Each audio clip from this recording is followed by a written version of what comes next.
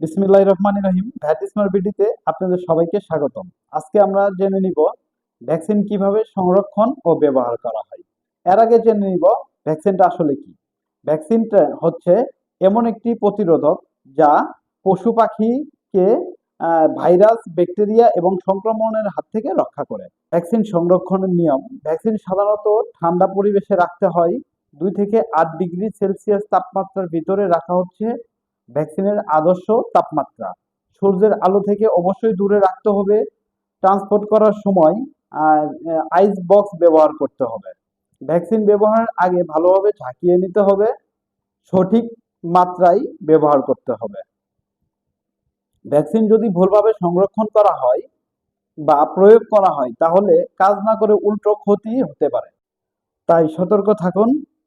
আপনার পশু পাখির সুস্বাস্থ্য নিশ্চিত করুন এবং আরো সুন্দর সুন্দর ভিডিও পেতে আমাদের পেজে লাইক, কমেন্ট এবং শেয়ার করুন। ধন্যবাদ। সবাই ভালো থাকবেন। আসসালামু আলাইকুম।